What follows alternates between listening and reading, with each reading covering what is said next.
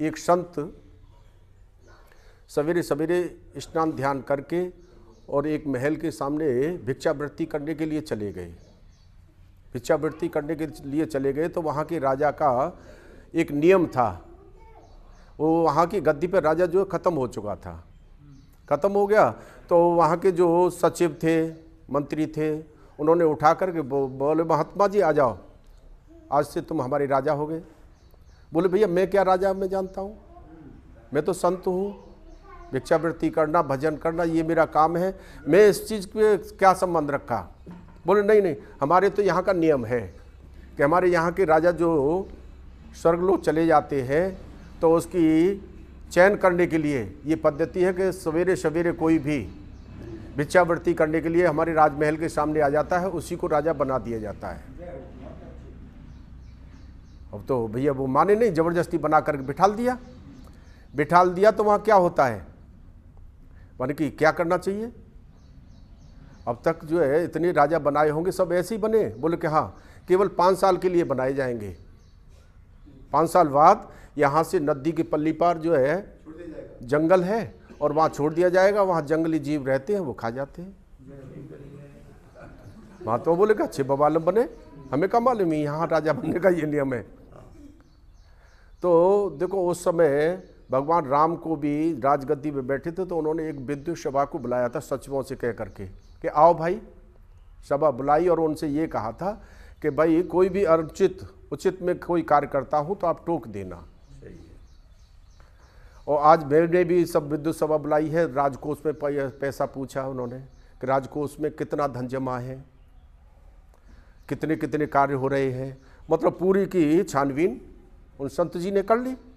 करने के बाद में कि भाई इतना पैसा है, इस पे नदी पे पुल क्यों नहीं बना, आज तक नाम में ही बिठाल करके क्यों पल्ली पार भेजते हो। किसी ने कोई जवाब नहीं दिया। और फिर भाई पल्ली पार भेजते हो तो वहाँ जंगल है, क्यों भेजते हो, कि ना हमारे यहाँ का तो नियम है।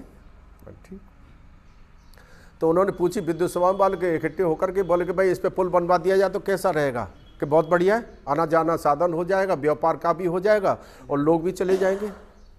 बोले ठीक, कार्य कर दिया और जो मेरे बहुत से लोगों को जो है वहाँ पे रोजगार मिलने लग गया, काम चलता रहा, पुल बन के तैयार हो गया। बोले कि भाई एक काम करो कि ये पूरा जंगल पड़ा है, इसे जंगल को ख़त्म करवा करके और यहाँ पे खेतीबाड़ी कर दी जाए तो उससे कितनी इनकम होगी।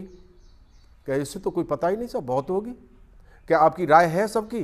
बोले कि हाँ राय है, तो इस जंगल को ख़त्म करवाओ और यहाँ पे खेतीबाड़ी शुरू करो। दुनिया भर की लकड़ी इकट्ठी हो गई वहाँ पे, वो बेच दी, बहुत से लोगों को रोजगार मिल गया। अब जो है धीरे धीरे करके क्या हुआ है कि महात्मा जी का टाइम पूरा हो गया। बोले भैया महाराज अब तो तुम्हारा टाइम पूरा हो गया। मेरे को हाँ बिल्कुल, अब हमें पल्ली पार भेज दो। अब तो जंगल है ही नहीं वहाँ पे, जंगल के जो जीव थे जो मारने वाले वो तो खत्म हो गए। तो फिर उन लोग बोले कि अब तुम पल्ली पार रहो चाहे जा पार रहो, अब तुम चाहे पल्ली पार चले जाओ चाहे जा पार रहो, एक ही समान हो गया। तो यहाँ रहते रहते ऐसे कार्य कर लो कि वहाँ पे भी जाना है, वहाँ पे भी जाना है तो वहाँ पहले से ही ऐसा स्थान बना करके रख लो कि जिससे बाद में परेशानी न हो। यही नहीं है कि यहीं पे, तो ऐसे कार्य ये एक आध्यात्मिक से जुड़ा हुआ है। कैसा जुड़ा हुआ है कि यहाँ रहते हुए जैसे एक जी नशा है। सवेरे आपने भी फ़ोन किया तो मुझे भी ऐसा नशा लग गया है, आपने लगा दिया तो बिना पास में आए मन नहीं मानता है। मैं भी एक समय बीड़ी पीता था तो खाना खाने के बाद तुरंत तलब लगती थी कि बीड़ी चाहिए। ऐसे ही रोज़ाना पता करते हैं कि आज कहाँ होगा सत्संग, किसी महापुरुष की वाणी हमारे कानों में अंतःकरण में चली जावे जी। तो कुछ होते हैं जैसे हमारे ठाकुर साहब यही कह रहे तो जैसी सुनी है वैसे मैंने सुनाई, आध्यात्मिक से संबंधित है। तो यहाँ रहते रहते और सभी लोग कर रहे हैं, ये तो सत्संगी है, बहुत ही अच्छा कार्य है। और जो कराते हैं तो वो तो और ही ज़्यादा पुण्यशाली होते हैं। और मेरी निगाह गई तो वो चरण सेवक लिख दिया है इन पे,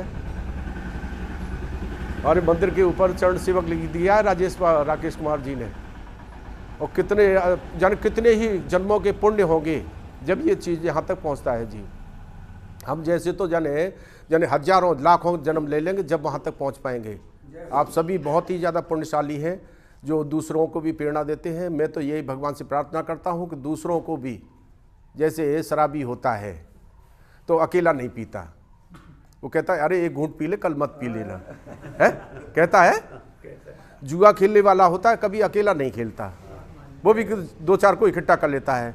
तो मेरी सबसे हाथ जोड़ के प्रार्थना है कि ऐसे ही करके एक एक आदमी को लाएंगे तो सत्संग में कम से कम एक का तो उद्धार कर ही दोगे।